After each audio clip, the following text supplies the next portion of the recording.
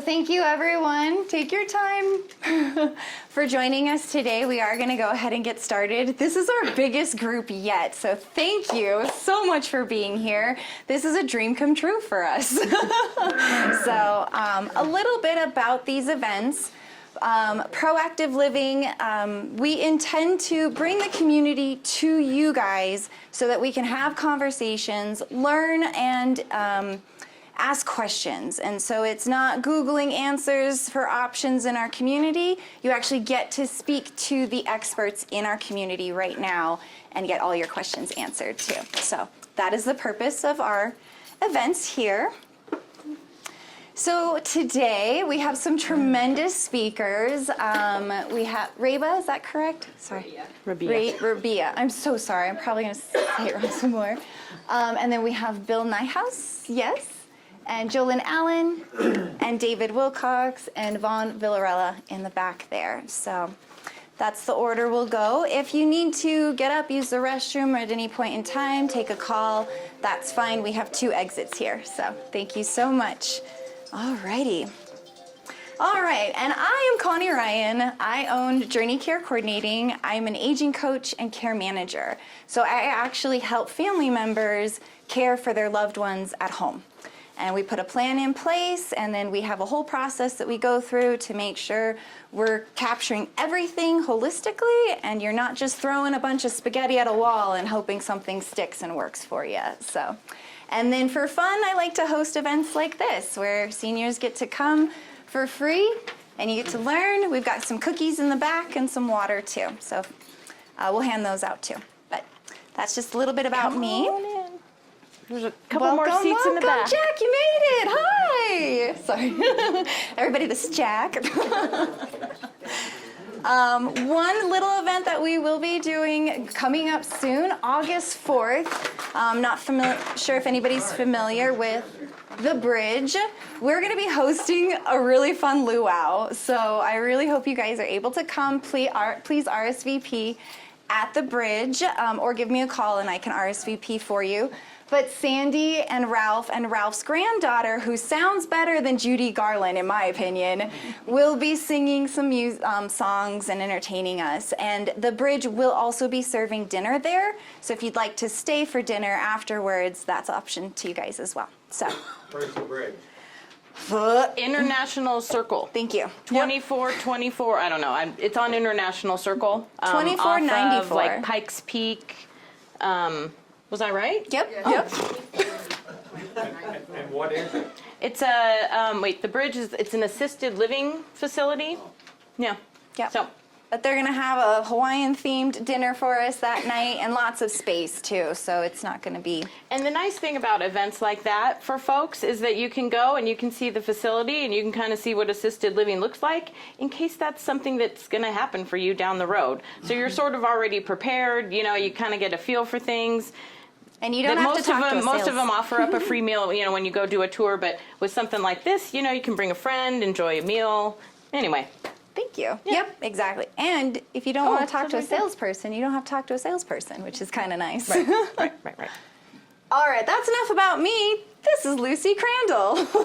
So I published the Seniors Blue Book. Don't have one copy with me here in this room, but there are some out on the resource rack. So it's like a telephone book for senior resources. One of the great features of the book is that we have comparison grids. So if you are needing something like assisted living somewhere down the road, you can look in the book and check out the amenities, what they offer. Can you bring your pet?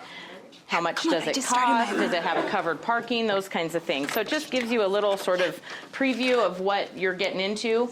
And like if you have a dog, you go through the book with your Sharpie, you mark out everybody that doesn't take pets because that's not an option for you. So it just kind of helps you narrow your search down a little bit. But we have over 70 categories of resources. That's why I do these kinds of events, because I want you to know what you don't know, because it's going to help make your aging journey hopefully a little bit easier. So anyway, that's enough about me. I'll bring a couple of books in while the speakers are talking so you know what it is, and you can pick up a copy if you want one. Connie always has some for me, so I don't have to bring my own. Anyway. Okay, you guys tired of us now? All right, real quick, we just want to give a huge thank you to the Senior Center. We are asking if anybody would like to donate $1 to the Senior Center. It goes direct from this room to that counter right out there. But they let us host the events for free here today. So just say thank you to them. And then mark your calendars for our next events. Our next Proactive Living is August 18th is going to be very different. We're going to be out in the patio, and I'm going to have a bunch of booths, and we have about 12 different people who will be here so far for volunteer opportunities and ways to get involved in the community here. So it's going to be more of an exhibit expo type style where you get to meet the different people and hear about all the different opportunities in our community. And then September 15th, we'll be back in this room with 4 more speakers, and we're going to be talking about different ways to leave a legacy. We're going to get a little creative, so come check it out. That's going to be a really good one. Yeah, I'm super excited about it. Not that I'm not excited about this one that we're here right now, but we're here. So it's just something to look forward to. When was the legacy deal? That is September 15th. Same room, 10 to noon. Are those going to be on these sheets that they print out? Yep. And then I have some flyers over there too. So, And we're always here the 3rd Thursday.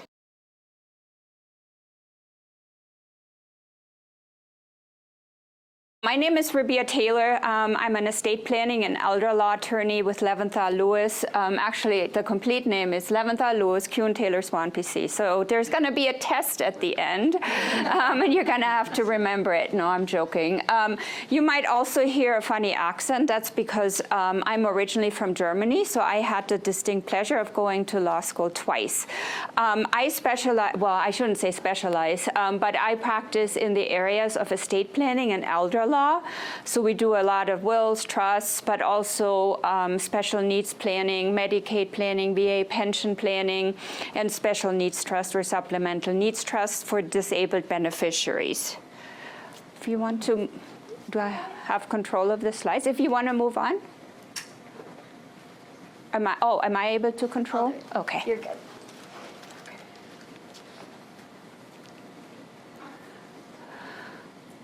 So I'm here today to talk about Medicaid planning. Sorry, keeps jumping. It's okay.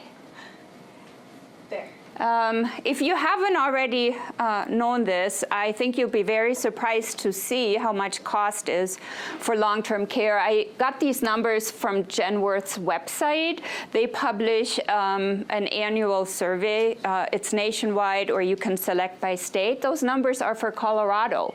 So if you need in-home care, it's roughly $6,300. Assisted living, oops, we're missing a number. It's about $4,750. And then if you need skilled nursing care in a semi-private room, it's $8,500. And if you wish to be in a private room, it's a little over $9,000. So I don't think it's surprising that the number one reasons a lot of seniors or disabled individuals go broke is because they need long-term care. That's per month? Yes, those are monthly numbers. Right, if you want to move on. So some people are lucky. They're able to save up, they're able to invest, and I know we have some financial planners here. They might be able to self-fund, but I will say the majority of seniors are not quite as lucky. And so they need to think about doing some planning. We have financial planners here with some products. I know we have a reverse mortgage specialist that will talk about maybe paying or increasing income to pay maybe for long-term care. What I will be focusing on is qualifying for Medicaid. Medicaid, unlike Medicare, and I know we have someone from Medicare here as well, so I won't spend a lot of time talking about this, but the difference between Medicaid and Medicare is Medicaid is a needs-based government benefit, whereas Medicare is an entitlement benefit, meaning you've paid into it, and so when you turn age 65, you're entitled to it regardless what your assets or income are. For Medicaid, there are some stringent rules, financial and functional, medical, that you would need to qualify under. And so Medicare does pay for some long-term care, but only for rehabilitation purposes. But if you, let's say, have dementia, you needed memory care or skilled nursing care, then really Medicaid is the benefit you would be looking at. Right, if you want to move on, thank you. So here are the eligibility rules for Medicaid. So first of all, you have to be a U.S. citizen. There are some resident aliens that are able to qualify as well. You have to apply in the state and county where you reside. So here you have to prove that you're a Colorado resident. And I will say the Medicaid rules vary from state to state. Even though Medicaid is a federal program, it's administered differently in each state. There are some general federal rules that apply to each state, but then each state also changes the rules within the scope that they can. So one example is California is the only state that hasn't implemented a look-back period of 5 years. Instead, their look-back period for gifting is 3 years. Other states don't count IRAs or retirement accounts as an asset. In Colorado, we do. So depending on where you're applying for Medicaid or trying to help someone apply for Medicaid, you really want to consult with someone with an elder law attorney in that particular state. Yes? Could you talk about the look-back provision? I will. It's coming up in my slides. So the other requirement is that you're age 65, disabled, or blind. Medicaid actually has an evaluation that they will do once you apply. They will send someone to meet with you and evaluate you to make sure that you meet these requirements, which are basically based on what we call activities of daily living, so bathing, dressing, etc., to see what you can and cannot do and what you need help with. So there is a functional eligibility test involved as well. Also, Medicaid in Colorado is usually it's basically for it's intended for skilled nursing care and memory care. However, I've seen some exceptions that were made for applicants that are in assisted living if they require additional care. I think what happened is Medicaid realized it's actually cheaper to have some patients or residents in assisted living with additional care than to put them straight into skilled nursing. But Medicaid is really only intended for skilled nursing and memory care. Right, thanks. Here's the financial eligibility. So they have, and this is really confusing to a lot of people because they'll come to me and say, oh, I make too much money. But it's because it's not being explained well to them. So basically, Colorado has an income cap of $2,523. If you make $3,000, you're still going to qualify. And the reason why, all you have to do is put an income trust into place. It's a form that Colorado Medicaid even provides. And all it says is that you promise that you will use your income to pay for your care, with the exception of a personal needs allowance that I will be talking about. And then you're fine. And then you can, the amount of income that you truly will not be eligible for Medicaid is actually $8,627. So if you make more than that, you will not be able to qualify for Medicaid currently. But these numbers get updated on an annual basis. And also there are 4 different regions within Colorado. This is for El Paso County. If you go up to Denver, that is a higher amount. As you go maybe to, further south or east, the amount might be less. But this is for El Paso County. Also, sometimes what we can do is do a spouse-to-spouse income transfer. So if maybe a spouse is receiving income from an IRA or whatever else, sometimes what we can do is maybe, unfortunately, cash out the IRAs and have a tax hit, but that would reduce the income for the Medicaid applicant.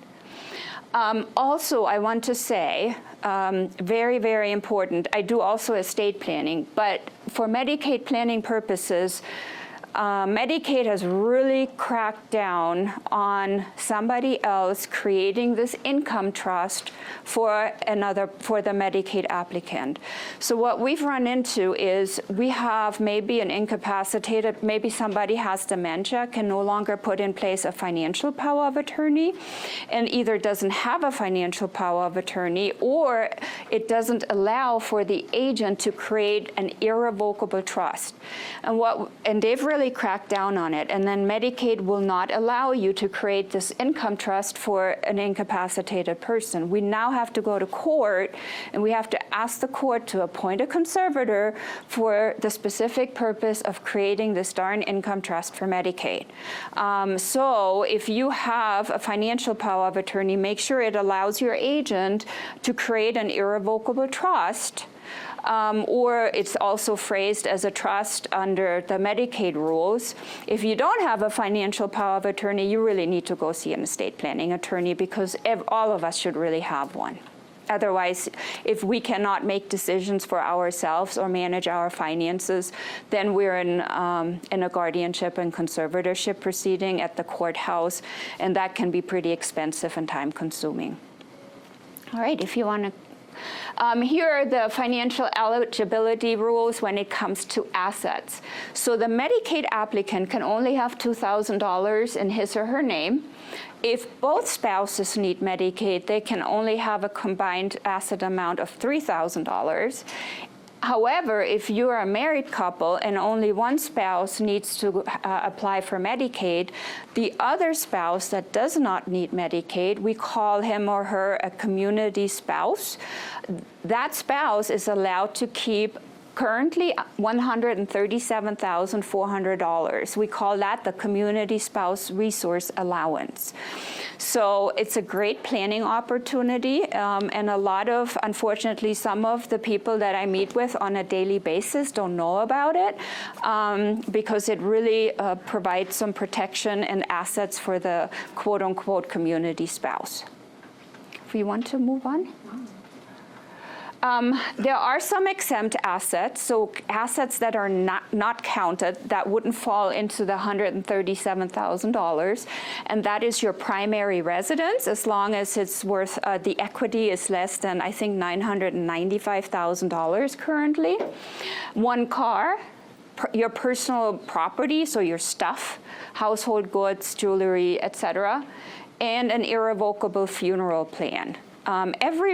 Pretty much everything else is counted into the $137,000. Be aware, though, if let's say you own a house and only have $2,000 in your name, you can qualify for Medicaid. However, what Medicaid will want to do is when you die, they want to come back and recover against the house for the amount that you have they have expended funds for you. So if you're a married couple, there's also a wonderful planning opportunity that I will be talking about. Life insurance policies, what about that? So life insurance policies are exempt for up to $1,500. Same thing with burial plans. Those are exempt for up to $1,500, which is not very much.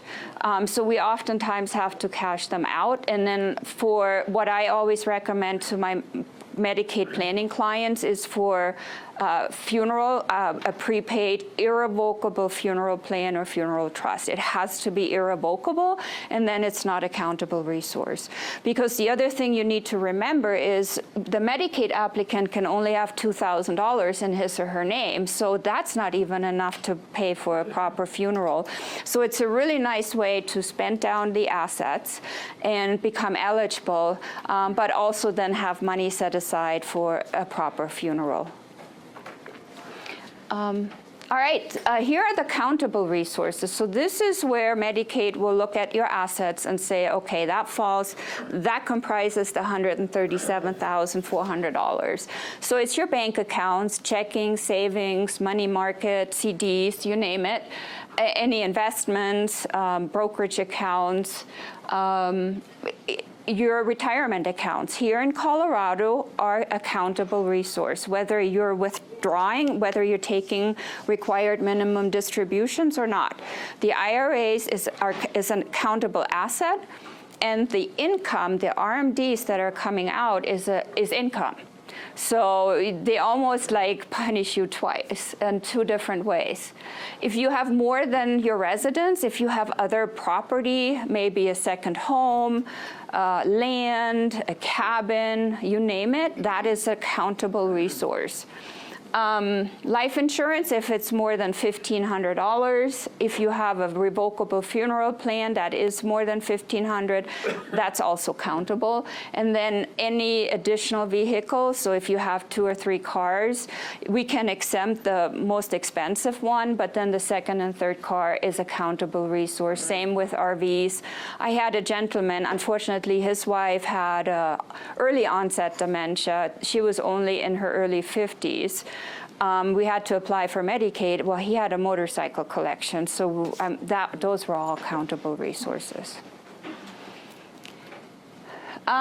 Transfer of assets. So this is the penalty period / look back period that the gentleman in the back was just talking about. So if you make any transfers of assets without fair consideration, so meaning for less than the fair market value, you become ineligible for Medicaid, and they will look back 5 years. So let's say what a lot of people will do is they will transfer the home to a child or add a child as a co-owner.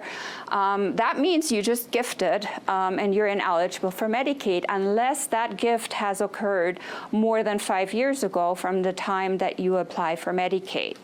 Well, some people then ask, what if I sell it for $1? Well, no, that's not fair market value. That's considered a gift. So it has to be sold for fair market value. Anything below that is a gift. And then what Medicaid does, they will take for every $8,609 that you gifted, you are ineligible for Medicaid for 1 month.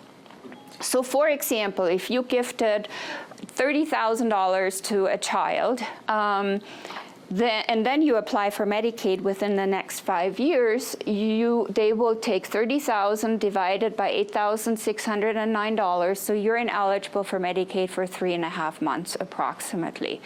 So what that looks like is you apply for Medicaid, they say, well, yeah, you're eligible except you made that gift, so therefore you're ineligible for 3.5 months. So somebody now will have to pay for your care for 3.5 months, and then after the 3.5 months, you're then you can go on Medicaid. The transfer of assets is not, the exemption is a spouse-to-spouse transfer. So for example, what we can do is transfer the house to the community spouse, or we can transfer assets to the community spouse, and those are not considered gifts. However, if they go to friends, family members, you name it, those are considered gifts. What if it's like you have a joint account with a child? How is, like, and there's $10,000 in there, how is that counted towards the person applying? Great question. There are 2 things that I would be looking at. The first one is when was the child added, so I can determine if it was within the last 5 years, if we're looking at a penalty period. And then in terms of, let's say, if it happened more than 5 years ago, Medicaid would allocate 50% to the Medicaid applicant or the spouse and 50% to the child. Here's a great planning opportunity, and there are a lot more.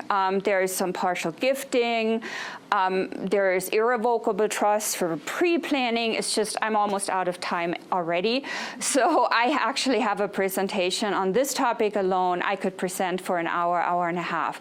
So here is one planning opportunity because, quite frankly, this is probably the most easiest, straightforward planning opportunity, and it's not being explained to seniors that are married couples. So I have people come into my office, and they're spending down and spending down and spending spending down when really they're actually eligible for Medicaid. It's just they're not being told some certain things to do, and they keep spending down. And now I have a spouse that lives at home that's completely broke because she wasn't explained what she can actually do or he can actually do, and this should have never happened. I'm not happy about it, so that's why I use this particular example. But if you're a single person, there are still planning opportunities as well.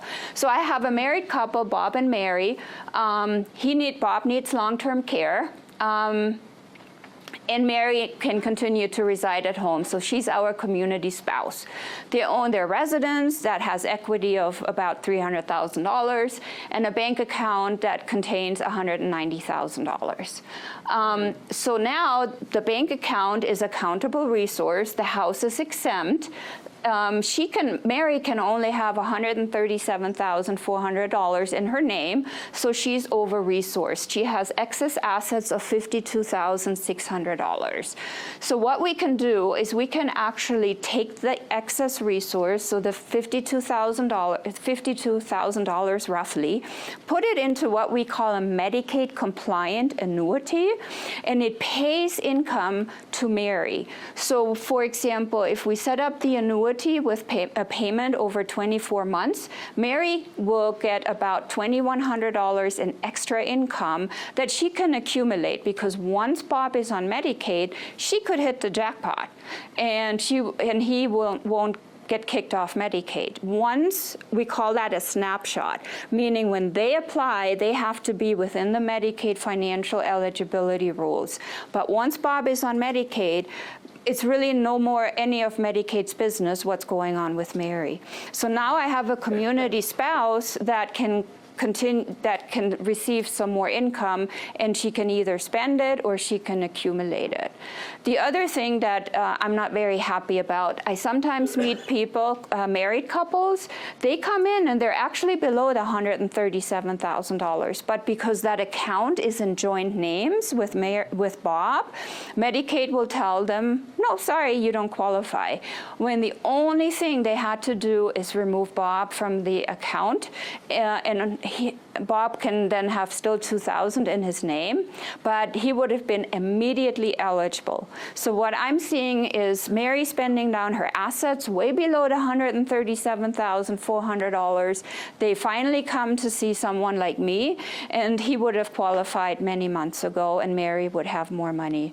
And that's really unfortunate. All right, I think this is it. And we're going to have time for all the speakers, like questions and stuff at the end as well. So. Also, I think this is it, right? I want to say one more thing. If you have if you want to leave assets if you're more concerned about somebody else needing or who is on Medicaid and you want to leave them money, please do not make them beneficiaries on a life insurance policy, joint owner, or whatever else. All it will do is when you die is disqualify them from Medicaid, and it's a real pain in the neck. They will have to spend down the assets and then reapply. It's applying for Medicaid is really difficult. So please go see an estate planning attorney and put in place a supplemental needs trust. When you die, those assets can be held in trust and that person doesn't get disqualified.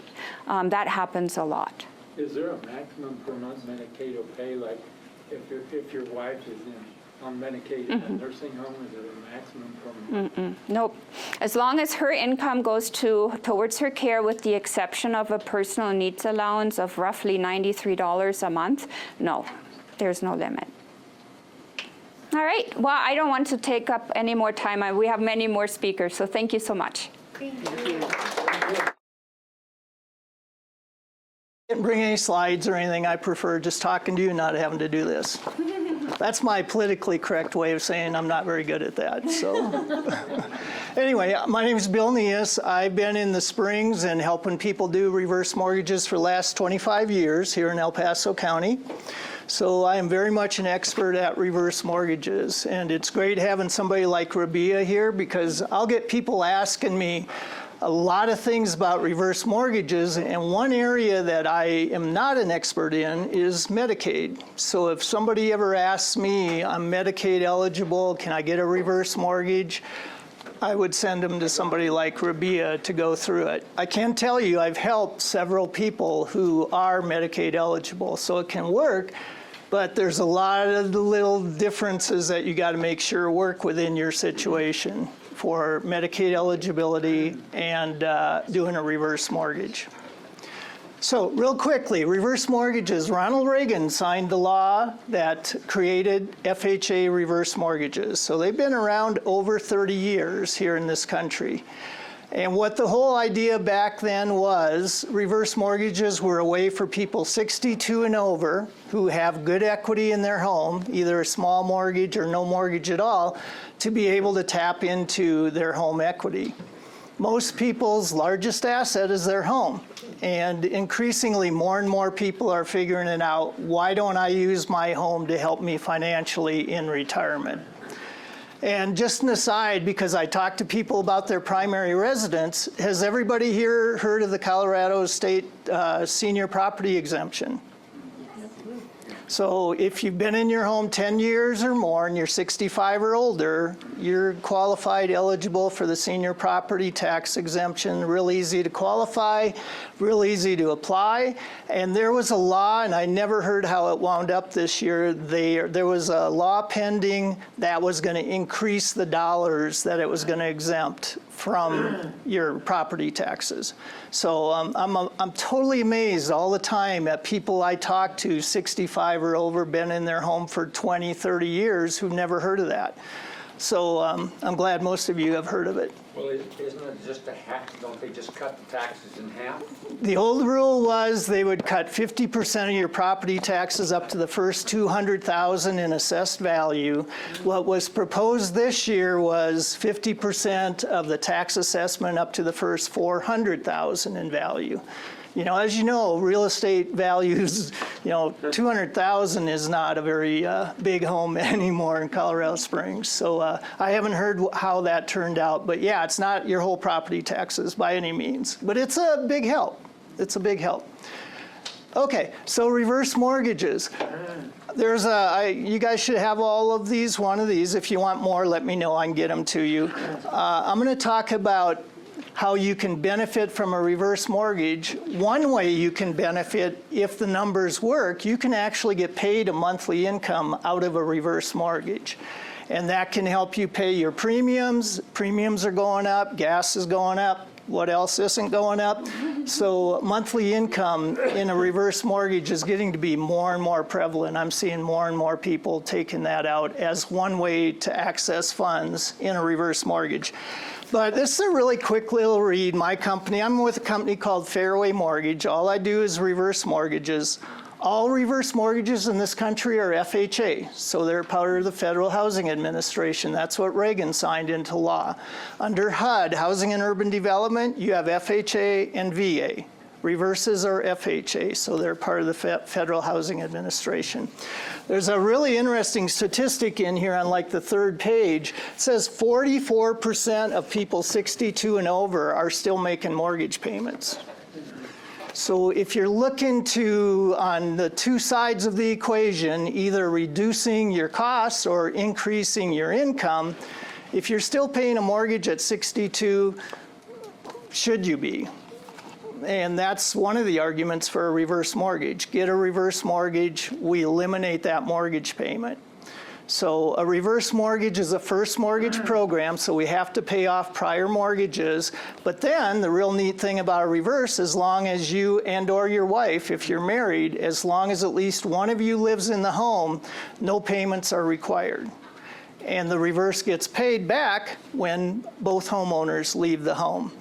There's interest that accrues on it, so I often get people telling me, reverse mortgages, that's too good to be true. It's an incredible program, but FHA is going to get paid back when the homeowners leave the home with the interest that's accrued. Okay?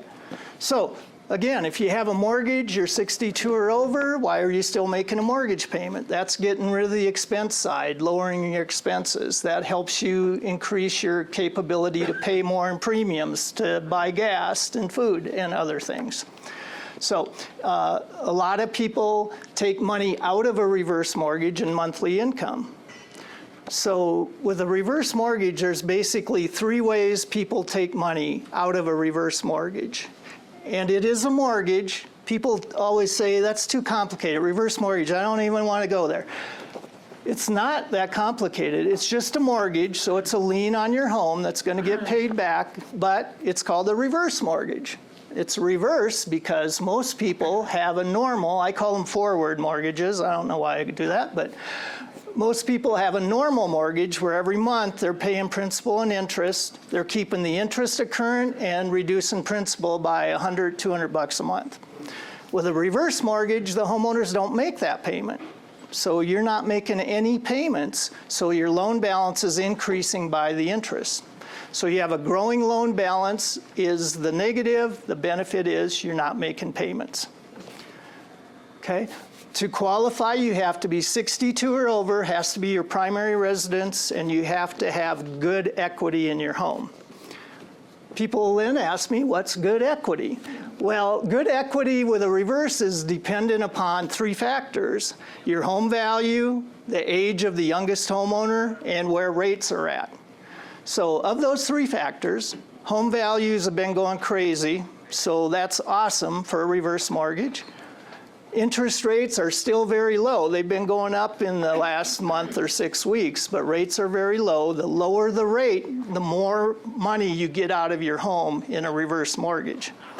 Because all FHA is doing, they're trying to figure out, here I have a 75-year-old getting a reverse mortgage, how long do I expect them to be in the home? And they do actuarial stuff like insurance does, and they estimate how long that 75-year-old is going to be in the home. Then they figure out with the interest rate currently, what's that going to do to the loan balance as the years go by, and then the homeowners get a percentage of their home value based on that. So I don't think that's a real good explanation, but good is dependent upon age of the youngest homeowner, interest rates, and then the home value is the big thing. And then again, from those dollars available, the first thing we do is pay off prior mortgages, liens, or what's outstanding against the property. Okay? So if somebody is, say somebody is 75 and they have a $400,000 house, just off the top of my head, I've been doing this a long time, at $400,000, 75-year-old, they'd get at probably $200,000. So if they have a mortgage of $50,000, we pay off $50,000, they have $150,000 to figure out what they do with. With that $150,000, they can take money when it closes. If they have credit card debt, $10,000 in credit card debt, I see that quite often. They can get $10,000 at closing, pay off their credit card debt if they want. Then they have another $140,000. With that, they can convert that $140,000 into guaranteed monthly income for as long as either homeowner in a married situation live in the home, or they can have a line of credit within the reverse mortgage. And I talked to a lot of people. I talked to a gentleman yesterday who was looking at doing a home equity line of credit with his bank called a HELOC. I don't know if you've heard of that acronym, but a home equity line of credit with his bank because he wanted to do some home improvements. So he's like, I'm looking at a HELOC, but I kind of want to know about a reverse. So I'm talking to him about a reverse, and a reverse has a line of credit provision within it that a lot of homeowners use. So compare a HELOC to a reverse mortgage line of credit. HELOCs, if you remember back in 08, 09, home values weren't shooting up. They were not shooting down, but they were going down. Some banks back in 08, 09 were canceling HELOCs.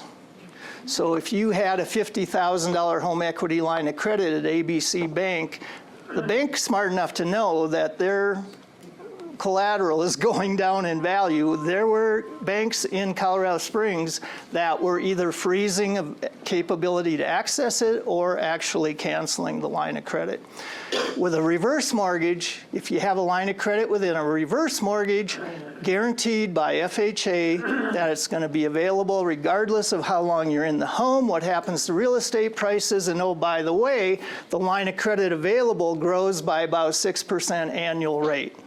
So somebody who has a $100,000 line of credit today in a reverse, if they don't access it next year, guess what? They've got $106,000 available in their line of credit.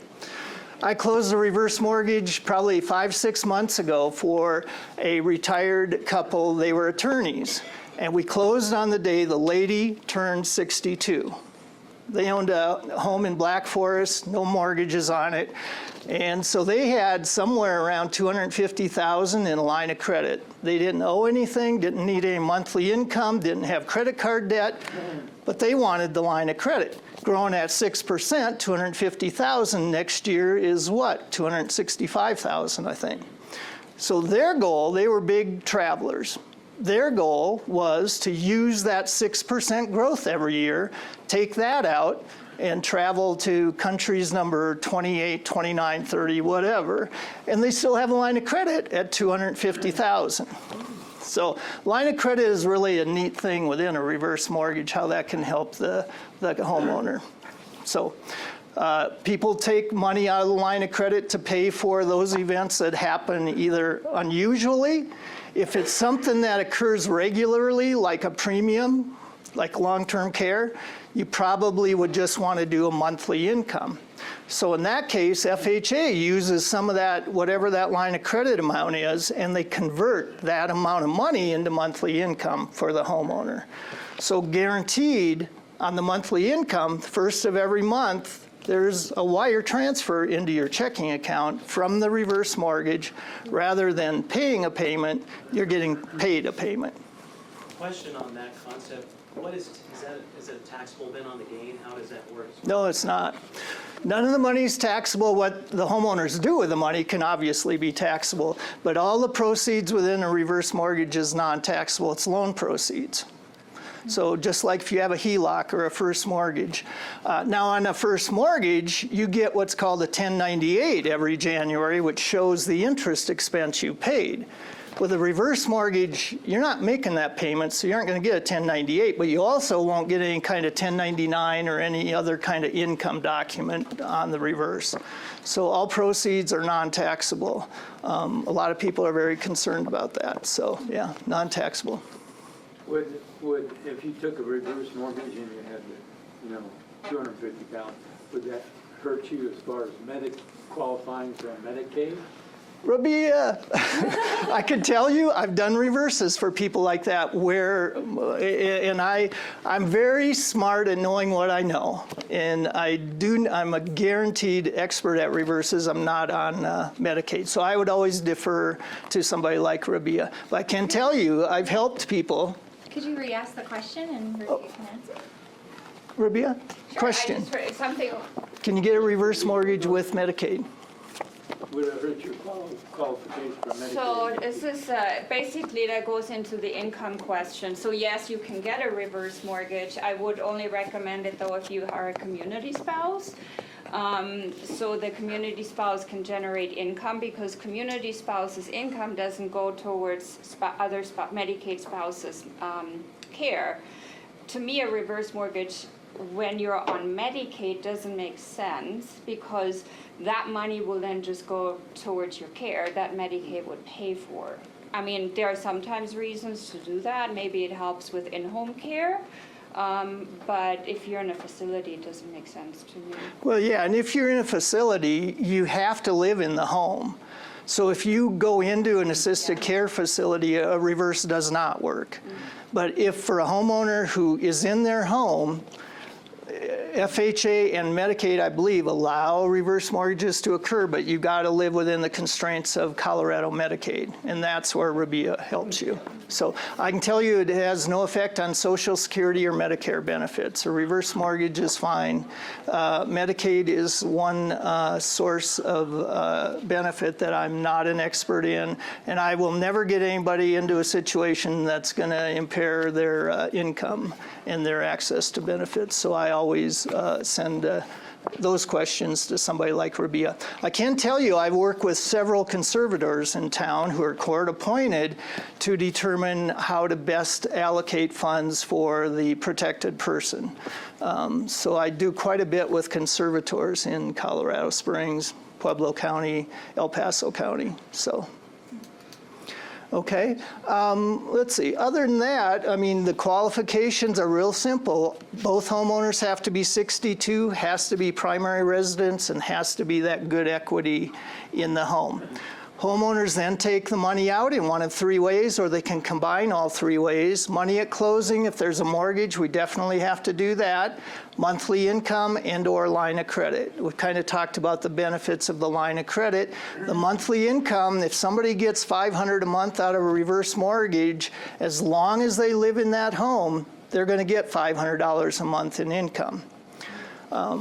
I used to do reverse mortgages at Wells Fargo. Wells Fargo is by far and away the largest reverse mortgage lender in the country. They don't do reverses. They haven't for 10 years or so.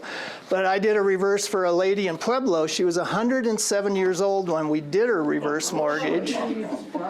And she got monthly income because she needed somebody to come in and clean, cook for her, do things like that. So, yeah, I think I've done reverses for 6 centenarians. So it's awesome. I learned a whole bunch from those people. So I love reverses. I really do. How long did most of those collect that? I don't know. You didn't go to the funeral. I did not. On that subject, they qualified for a reverse mortgage. They had equity that was being drawn on. Right. What happened to the residual on the equity? Okay, what happens at loan's end? I have a lot of people who will ask me that.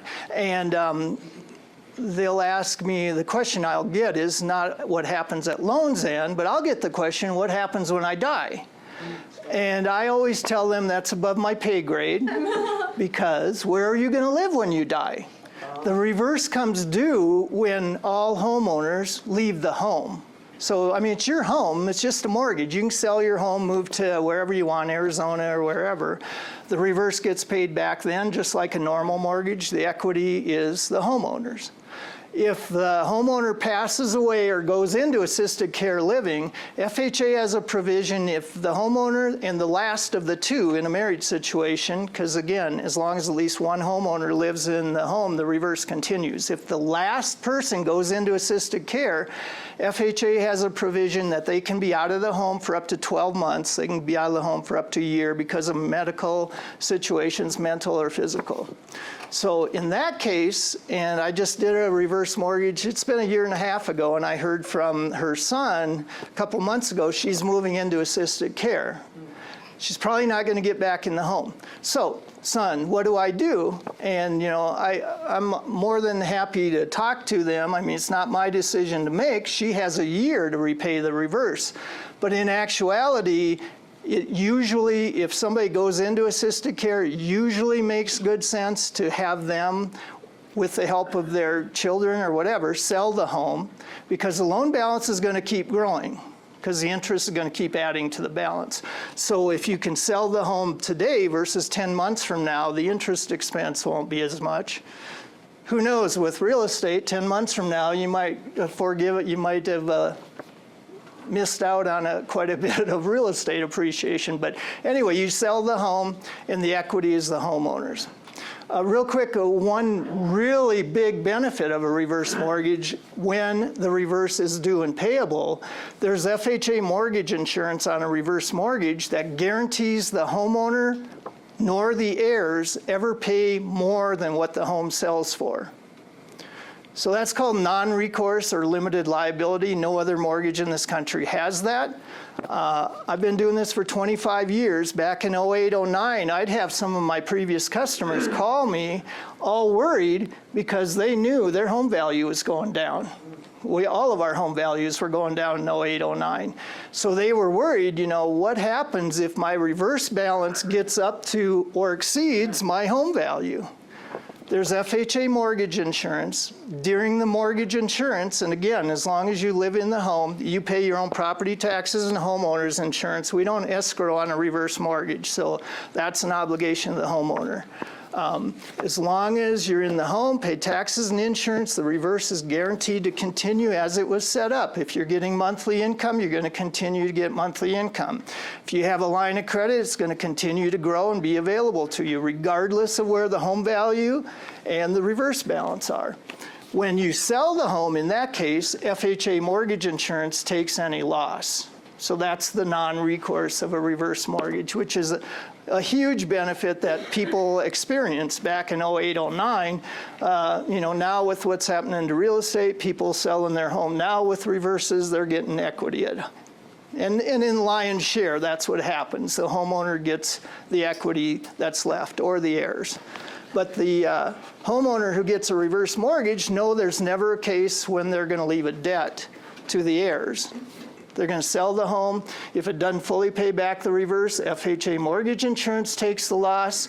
If they sell the home and there's $300,000 in equity, the heirs get the equity. So.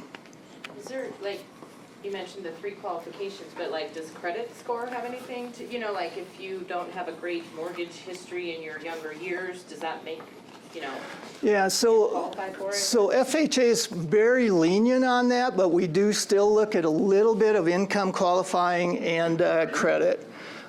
Basically, credit is as long as the homeowner hasn't been 90 days late on a credit within the last year, they qualify.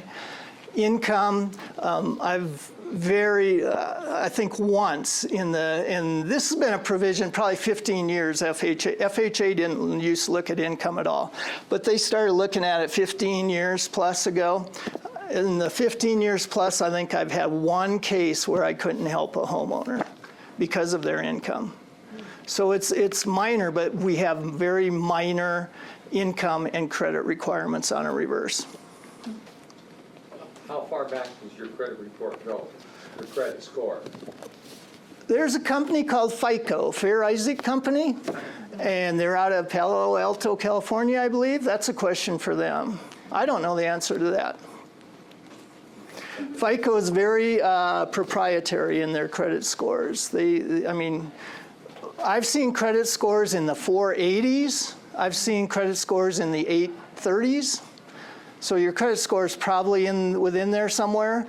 But why is it 820 and not 821? I can't tell you. Yeah, it can change.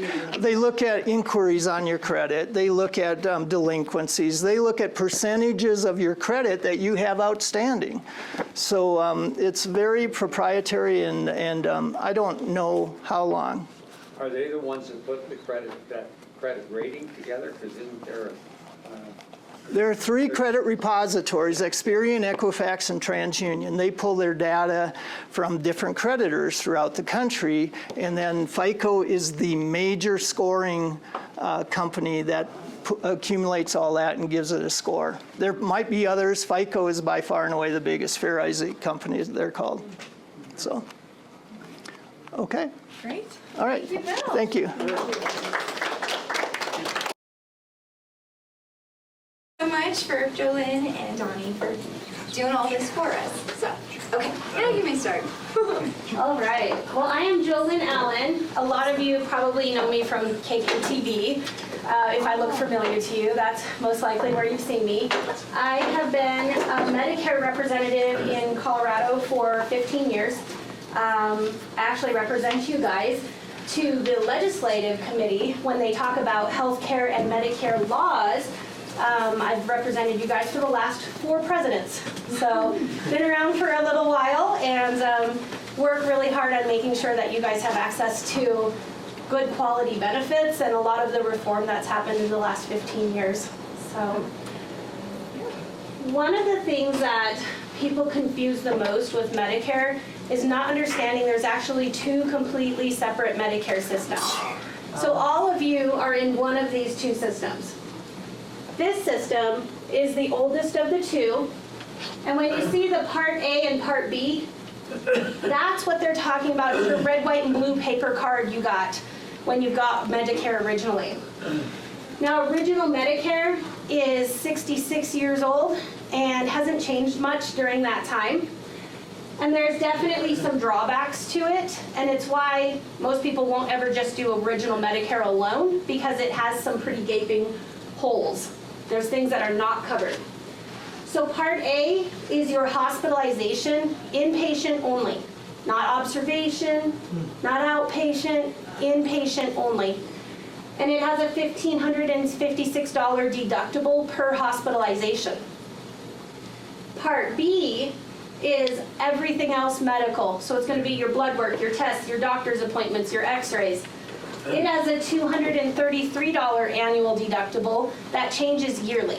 So don't even bother memorizing that number. It's going to change here in a few months. It does every year. That $233 hits your first medical expenses during the year. So it's just one-time annual. It's not per event like the Part A is. And then Part B is 80/20. It's 80/20 on a $1,000 bill, and it is 80/20 on a $100,000 bill. That is why people don't just do original Medicare alone. Because how many of you could afford the 20% of a $100,000 bill? So this system was put in place, like I said, 66 years ago, and healthcare looked very different back then. And they didn't really worry about people experiencing catastrophic bills. They also expected you to only spend 3 years on it. Obviously, times have changed.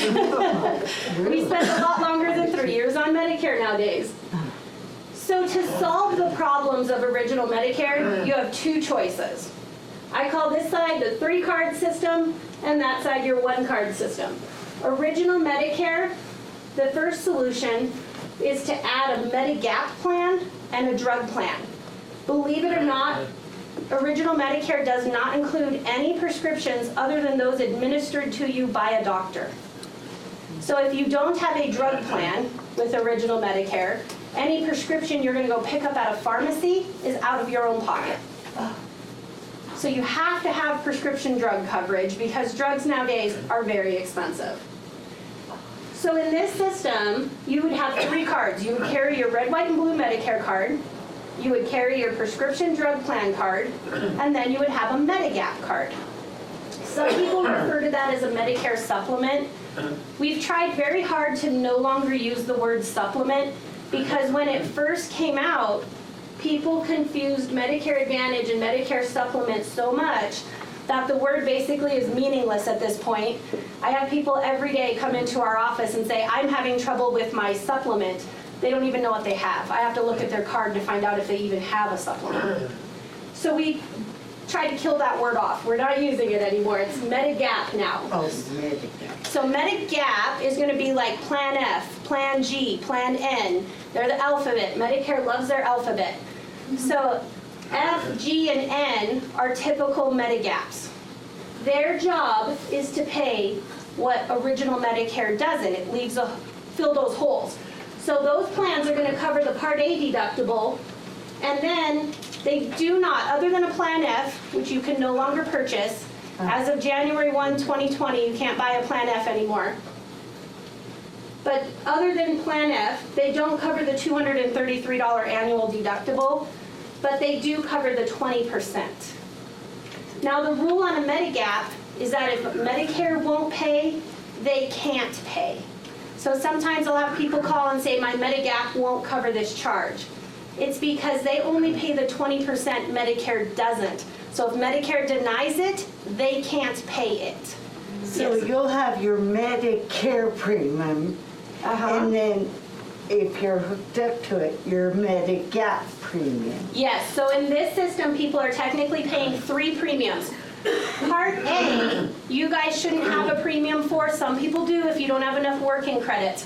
But if you had enough working credits, they took your Part A premiums out of your paycheck your whole life. So Part A, you don't know there's a premium, but it's almost $500 a month. And when you see on TV, they talk about the trust fund.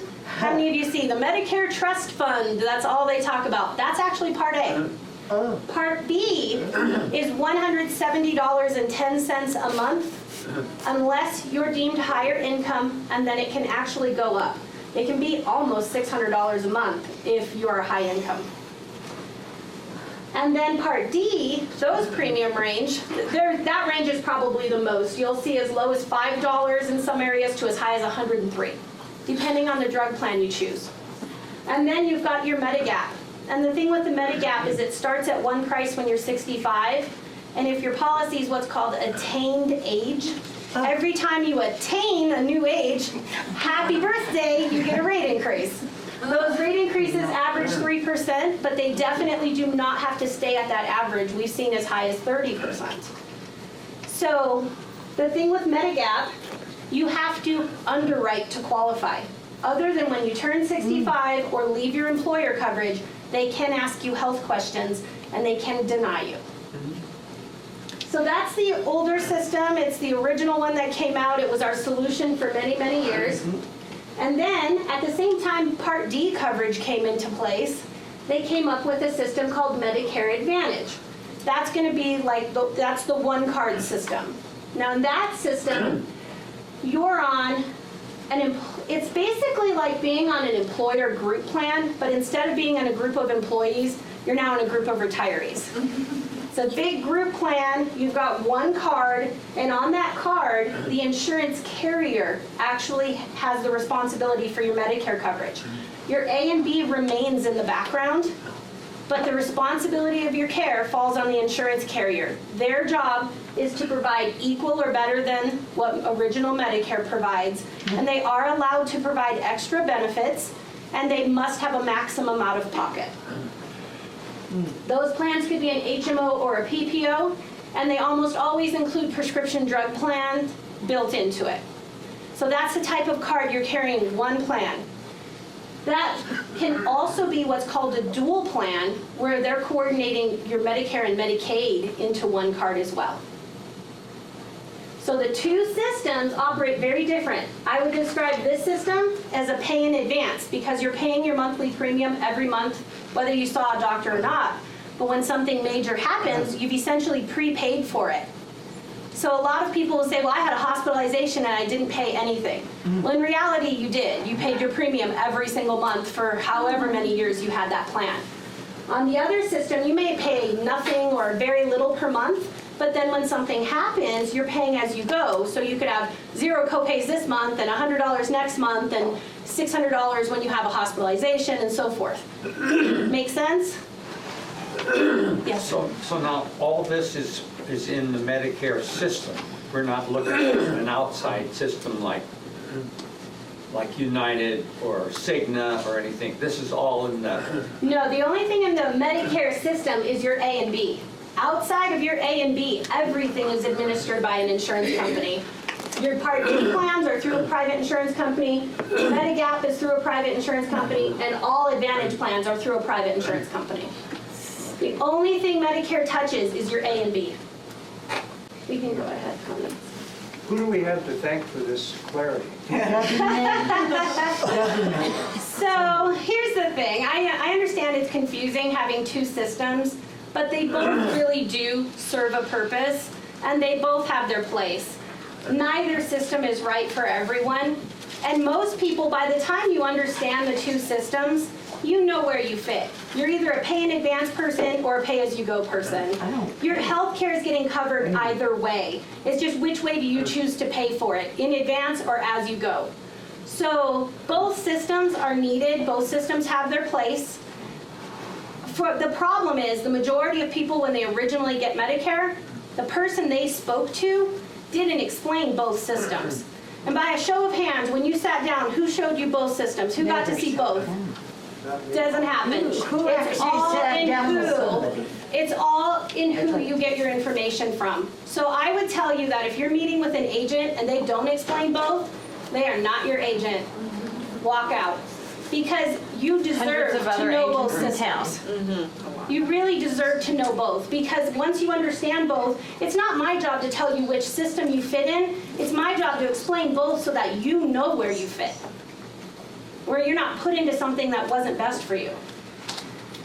So There's an original Medicare A and B cover nationwide, where a lot of Part C plans are limited in geographic areas. Like the majority of PPO Part C plans cover nationwide. Do they?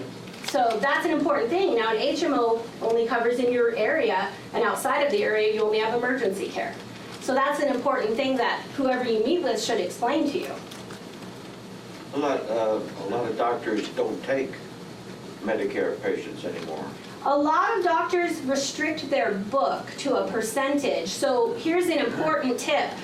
I actually have to help people find doctors a lot. And if you call and sometimes you say, well, I have Medicare, if that receptionist doesn't probe, You may get told, oh, our Medicare book is full, but in reality, they're still taking patients that take Humana HMO, Humana PPO, United HMO. And so you get told our book's closed, when in reality, their book's not closed on the Advantage plans, but it may be closed on the original Medicare. So you have to be very specific on the name, because I tell people all the time, this doctor's taking a patient, and they call me back and say, I called and they said they're not taking patients. So I three-way call and get on the phone, and they're like, no, honey, we are taking the Humana PPO, that's fine. But you told us you had Medicare.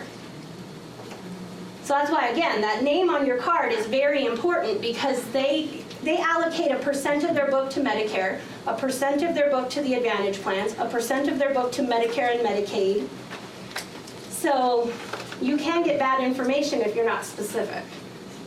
So the red, white, and blue card doesn't actually, does it, if you have it, does it refer to Humana when they put in your card number? No, the red, white, and blue card only will pull up your original Medicare information. They can look in the system. Oops, we're out of time. They can look in the system and tell what you have through it. There's an actual program that they can do that. Oh, okay. Real quick, guys, I know you all assume Medicare covers everything, but I'm going to tell you the few things they don't and how you can get coverage for them. Prescription drugs, obviously, you can do a drug plan or Medicare Advantage, but you have to do one of those two or your cash pay. Long-term care. Very important, 69% of 65-year-olds will access long-term care before they pass. So if you're 65 or older right now, you've got a 69% chance that you will need some level of long-term care. Hearing aids. Original Medicare specifically says hearing, dental, and vision are not health concerns. It was written 66 years ago, and they specifically excluded dental, vision, and hearing. Now those Advantage plans, that rule said equal or better than, that's how they get away with adding the dental, vision, and hearing that I'm sure you've seen advertised on TV. So your choice there for hearing, dental, and vision is obviously to either do an Advantage plan or buy a standalone plan. So you can buy a standalone dental plan, standalone vision plan, and standalone hearing aid plan. Cosmetic surgery, no go on Medicare at all. They don't cover it. I know sometimes it's even hard if you remove something on your face, or maybe you have a skin cancer growth, they'll remove that problem, but then in order to restore the cosmetic, that's out of your pocket. They still do not cover massage therapy. However, many Medicare Advantage plans are adding massage therapy. Sterilization, I'm sure this is like not a topic that you guys deal with a whole heck of a lot, but the hysterectomy thing is a big deal. Unless it comes up as medically necessary, they won't do it. And where I run into this is people who got Medicare through disability, they might only be 40, but Medicare won't pay for it. So they have to come out of pocket for that. They will not cover medical marijuana. They do cover a prescription version of a pill, but they will not cover actual medical marijuana. And they do not cover medical expenses outside of the United States. And this happens a lot. I get the call from a cruise ship once a month, every month for the last 15 years. You want to make sure you have limited coverage from some of your supplementals and Advantage. You really need to make sure that you take the travel insurance if you want medical coverage. And I'm going to tell you guys, I take these calls every month. You get out of your routine, you don't take your meds on time, you eat things you normally wouldn't eat, you get off your sleep schedule. The next thing you know, you complain to a cruise ship with chest pain, and they will land a helicopter on that ship and take you to the nearest port. And then you find out it was acid reflux. It happens every month. Every month for the last 15 years, I promise you. So make sure you have that medical in place when you are traveling, because what you do have through Medicare is very limited. The other restriction is they have to get the bills in English, and then you get to pay for the translation to get those bills in English. Oh. So life gets complicated, and it's just better if you guys have the other coverage. Just stay domestic. Yep. Dollars here. And then that's it, guys. I'll stick around and you can ask me questions later. We'll have time at the end for questions too. We'll have everybody come up with rapid fire. All right. Thank you. Take it away, gentlemen. All right, well, how are we doing? You guys need to stand up and stretch? That's kind of a hard one to come from. There's a lot of information there, right? So thank you so much for giving us a good Good headache on Medicare, right? So, awesome. Well, my name is Vaughn Villarreal, and this is my partner, David Wilcox. Hello. We work with New York Life and Nine Life Securities. So we're going to talk to you guys about long-term care planning. Oh, no, not that, right? But in a sense, we do comprehensive financial planning. So we do everything from asset protection when it comes to life insurance, like this gentleman mentioned before, all the way down to investment planning, estate planning we do a little bit too, and we usually work with a lot of attorneys with that. So we have more of a comprehensive approach to cover everything in every stage of life that you guys are going to go through. So that being said, I'm going to talk about the 4 different products we have in the long-term care bracket for New York Life. And essentially, it's going to be, when we start with just as a primary lead with permanent life insurance. Let's do a reading test first. What is this word right here? No, you can't read it. Sorry about this. We thought we'd keep it simple with one slide, so we'll read it. It's just a flow chart, but basically 4 products here from top to bottom. Yeah. Sorry we couldn't make the print bigger, but we'll explain it as well as we can to you guys. So one of the products that a lot of clients look at, and when you guys look at this graph here, we're starting from the bottom and working up the top just because as far as on a budgetary perspective, this is going to be most cost effective, and then if there's more in the budget that you guys want to pay for extended coverage, that's going to be the top tier, okay?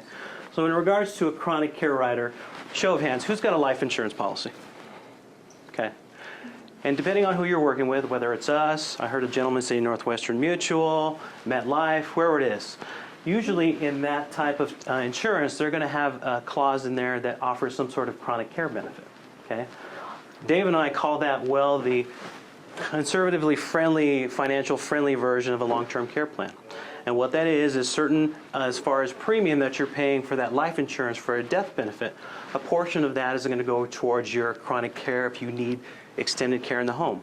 For example, if you want to age in place, maybe you want to hire some caregivers that are non-skilled to basically help with some of the activities, days of living that we talked about before. This is a resource they can use for that that's built inside a life insurance policy.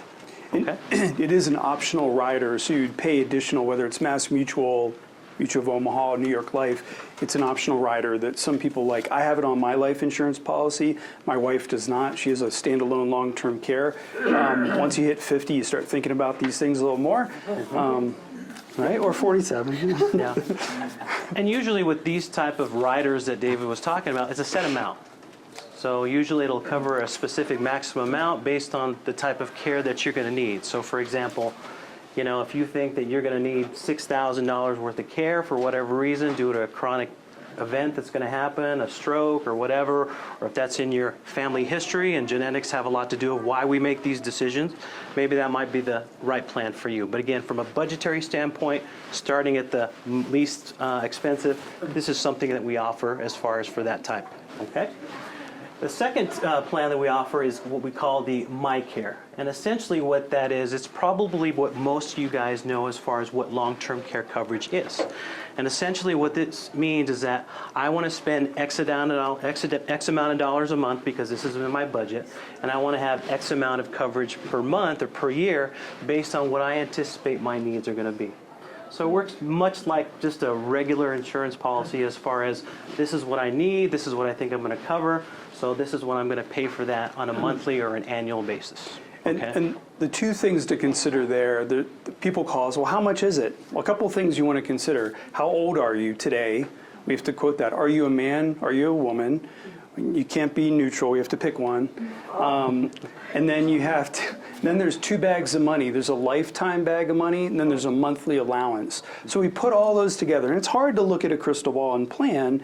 The good news is this is a living, breathing plan. So we can set it at a $100,000 lifetime limit with $2,000 a month allowance at first. If needs change, we can adapt as we go. The average for men is about 2.2 years. Average for women is about 3.4 years. And unfortunately, in this case, men are cheaper than women. It's the reverse of life insurance because you're talking about morbidity, not mortality here. So it's interesting. Yep. So essentially, that's probably the MyCare plan that we offer. It's probably what you guys really know about long-term care and what it has to offer. So the next one is we call is a secure care. Okay. And essentially what that is that is pretty much, I guess the best way I can really relate it to you guys, it's kind of like what you were talking about with the supplemental plans on the second option of Medicare, just so I am following your guidelines. The Advantage plan, see, you guys, I need help. So I'm glad she was here today. But essentially what that is, it's built structured kind of like that. So you have, for example, if you have a United plan or a Humana plan, there's a gold plan that maybe that your out-of-pocket expense is going to be a little bit less than what you're paying on the silver plan. So essentially right here is you're differentiating or you're setting the expectation of the amount of coverage that you may need. So for example, if you're looking at a daily benefit, let's say that you anticipate maybe you want to hedge the risk that my dad had a stroke, my mom had a heart attack, I might have one, so I want to reduce that risk by having some long-term care insurance. But instead of maybe doing the max benefit of a $300 a day for a caregiver to help you with your ADLs, maybe you want to do $150. That's kind of what these different mineral, I call them the mineral plans, but with the gold and the silver and the bronze plans is that the amount of coverage that you want, you can dictate based on what you think, how much assistance you're going to need. And the good news is if you work with a planner, somebody like Vaughn or myself, we're comprehensive financial planners, you don't have to get into all that. We're going to pick the appropriate product for you. We're just going to interview you and say, okay, great. Tell me why we're talking about long-term care. Does somebody in the family have that? How long do you want to plan for this event? For instance, we have some flyers over here that'll talk about the national average. National average is about $172,000 lifetime pool of money that you're going to use in long-term care. And so for like a 55-year-old male, it'd be about $100 a month to get that kind of insurance. And so you're buying dollars with pennies by buying either the MyCare or the Secure Care plan. Vaughn and I would pick what we recommend to you based on what your goals and objectives are. The big difference, I think, is between the MyCare and the Secure Care. The MyCare is going to be an 80% coinsurance, so you're responsible for the other 20%. You also have to submit receipts and get reimbursed. So it's going to be a lot less expensive. A lot of people like the Secure Care because it's a no-brainer. It's 100%. There's no submission of receipts. My mom has a shoebox of receipts, gives me the shoebox all the time. That's fun. We don't want to do that. So Secure Care is a no-brainer. We make it real easy. It's like, okay, cool. For $120 a month, I know I'm going to have $200,000 lifetime pool. I'm going to have $5,000 a month. If I need to use it, whether it's at home, a nursing facility, assisted living, swing bed, whatever it is, it's very flexible. It just pays. Yeah. And just to add to David's point, obviously what most people want to do, at least how I kind of structured it for my parents, for example, is obviously it's cheaper to stay at home, have someone come in than if you're going to go to assisted living or long-term care. So most people that we consult with, they want to try and be economically savvy with how they're going to purchase a long-term care investment. Because again, we're looking at your retirement. We're looking at, TSP, what you put in there if you're military or whatever. So we're going to try and make these assets that you've accumulated work for you the longest period that we can based on some of the questions that David was asking about. So again, it's got to make sense. And that's where that part where he's saying, we're going to really get something that's customized to you. That's the only way it's going to work.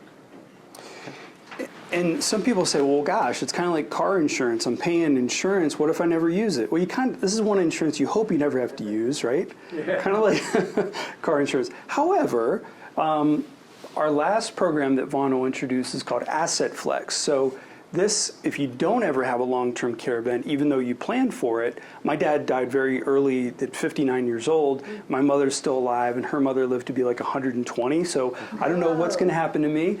And you break down the older you get. I found already it's hard to get out of bed. But the Asset Flex takes that fear away. So if you're afraid, gosh, I've been paying $120 a month, I've never had an event. Well, the Asset Flex, it's just that. It's flexible asset. So you can use it for, if you don't use the long-term care, it becomes a death benefit. It becomes a life insurance policy. If you don't use that, you can take distributions for annuity. If you don't use it by 65 or you pass away before 65, your heirs get all the money back. All the premiums go back to you. So it's a very flexible accommodation. Yeah. And if you look at most long-term care policies, what's the biggest gripe about them? Well, if you don't use the benefit, guess what happens? You lost that premium. This is a really popular product with our line because, again, it gives you an option that you're paying into this product, knock on wood, grace of God, nothing happens, chronic event, and you still have a reimbursement so that you can either pass it over to your beneficiaries or accumulate some of that cash value back. So You do have to, sir. Now, each one of these programs gets a little more expensive as we go up the line here. It does. Yep. You get what you pay for. So. And when you say that, that's a great point. When you say that, you're talking about a difference between, well, again, on this brochure, it says 55-year-old male would be $100 a month. You might be talking about $160 a month for the same scenario for an asset flex, but now you get that flexibility of that life insurance policy distribution. You can cancel it, get your money back, so has a little bit more juice to it, so to speak. Do you want to go ahead and go over some of it? If it's not, Yeah. So this was the part where if you're funding this with your own money, these are going to be some choices that we have for you based on what your plan is. If there's something where you want to transfer an asset, for example, like a retirement plan or something like that, David is going to talk about that concept that instead of paying out of pocket something that you reserved or have been accumulating, how this can be transferred into a product that we've just mentioned. So. And Bill is probably an expert on 1031 exchanges and things like that. We deal with a lot of 1035 exchanges, which is an IRS code where, let's say you have a life insurance policy and you're like, holy cow, I'm getting ready for a long-term care event. I can't meet 2 of the 6 activities of daily living, which are like bathing, dressing, cooking, eating, toileting, things like that. What do? I don't have a whole lot of money coming in. You could actually do a 1035 exchange part or all of your life insurance or an annuity or an IRA into a long-term care plan. So we have options there too. And some people will self-fund. So if you have a nice IRA account and you're concerned about paying for long-term care, but maybe you don't meet one of our eligibility requirements. Maybe you already have dementia. Maybe you're using a quad cane, or maybe you have cerebral palsy. These are some of the things, or you're insulin-dependent type 1 diabetic with other, like brittle diabetes. These are some things that would preclude us from giving you long-term care insurance, so we can look at other financial avenues. And Vaughn is our long-term care expert at our financial planning firm. So his parents had an event, so it's very personal to him. But we find ways around how to pay for this long-term care, whether it's using financial vehicles you've accumulated, or traditional long-term care insurance, or life insurance with a chronic care rider. So those are some of the main ways. Yep. And I guess just to finalize, our practice is really developing as far as people either pre-retirees or sometimes already in the retirement phase that have said, hey, we're at 9% inflation now. Medical benefits alone, as far as going up on their own separate spectrum, 4 to 6% per year. What do you think a lot of people are asking us? If something happens to myself or my son or my husband, have I saved enough? If I die before my wife because of this chronic event, is she going to have enough to live off of based on the timeline we put ourselves when we met with the financial planner? And those are some of the concerns, because just with this aspect of medical expenses rising, it's a separate category as far as how much the costs are rising. So for a lot of people, this is a good solution if it meets their budget on the 4 types of plans we've talked about today, how they can hedge that risk so that if it's together or for their significant other, they don't have to go back to work. They don't have to worry about money or having to say, how am I going to go back in the workforce? You know, I want to retire. I've worked hard for this. These are some of the solutions that we can help them out with. And most people have a junk drawer of investments, right? I have an IRA from Fidelity, I have a 401k from T. Rowe Price, I've got this and this. What we like to do is, let's dump that desk drawer on the kitchen table, let's look at all the pieces and put them together in the most efficient way, Social Security, pensions, anything like that. So whether you work with a firm like us or not, I would encourage you to find a mutual insurance company like Northwestern Mutual or New York Life or Mass Mutual, one of those, because we pay dividends. Dividends are not guaranteed. Our company, New York Life, has been in business since 1845, so we're older than the light bulb. We're also bigger than McDonald's, bigger than Coca-Cola. Vaughn was maybe alive. I was not alive back then, so I didn't see all the changes. That's when Medicare covered plastic surgery, guys. But what's nice about the dividends, they're not guaranteed, but we've paid them every year for 167 years in a row through the Great Depression, through 2 world wars, all that stuff, 2008, 2009. What's cool about this, these programs are eligible for dividends. So what's funny is as inflation goes up, but your payments are actually going to go down because you're rolling dividends into this. So let's say we start at $120 a month. By the time you're 15 years into this policy, 10 years into this policy, it's going to feel more like $60 a month because you're getting dividends put into that. So whether it's New York Life or not, look into a mutual company. A mutual company just means you can't buy their stock on Wall Street, so they don't have shareholders, therefore they don't pay dividends to shareholders, they pay dividends to policyholders when they do declare dividends. So a benefit there, just a small, actually big, depending on how much you do. And the one thing just to add to David's point is, as far as I know, so if somebody comes out and wants to tell me, hey, there's another company that's doing this, let me know, because I'm curious. But as far as I know, or as far as paying the dividends that David was just talking about to the policyholders, in regards to the long-term care products we offer, we are the only one that does that to our policyholders, offers that discount, that premium. Okay? Do you service regular life insurance? Yep, we do everything from... New York Life? Yes. And we can also... card. Okay. We can also, we're fiduciary in that aspect that if, for whatever reason, from an insurability, I got some cards over there, from an insurability standpoint, based on the underwriting, if we can't get you something through New York Life, I can broker out through other companies as well. So, thank you, Tori. There you go, my friend. So if we have a, financial plan that we put in place a few years back, and we haven't really thought about it because we thought we were pretty well covered, like how often should we be reviewing those kinds of things? Like when's a good time to like maybe do a facelift on it or whatever? Yeah, we meet with our clients proactively every year. We have some clients that want to meet at the country club, that's cool, and some clients want us to go to their home. So we meet every year, review everything. Life changes. Sometimes people become widows. My wife was a widow before I married her, obviously. Life, right? Hopefully she's not a widow now, and we're all ghosts in this room. So life change. We understand life changes. People retire, people get married, people get divorced. Portfolios go up, portfolios go down. What we're really good about is helping people manage those portfolios and those expectations. And that's a great point. Hey, gosh, my life has changed. I think a long-term care event may be on its way. Let's cash in some of these IRAs and do some tax planning around that. Keep the money away from the IRS. We do not like the IRS. Sorry to anybody who likes the IRS. No auditors in here, right? Vaughn hasn't filed yet, so. But no, that's a great point. Within our portfolios, we rebalance quarterly behind the scenes. Doesn't cost our clients a thing. We meet with our clients every year, though, just to review everything. Doesn't cost a penny, but we just keep things in track. So we recommend annually, for sure. And then what if I'm already 70 and I'm like, ooh, I learned a lot today and I got a lot of gaps? Like, is it too late for me? Do I just throw up my hands and walk away? No, not too late. It takes a village, right, to take care of people. That's why we have all these people on the panel. Yeah. So hopefully, as collaboratively, we can learn to help people and be a resource for you guys. Never too late. Thank you, everybody. Thank you, guys.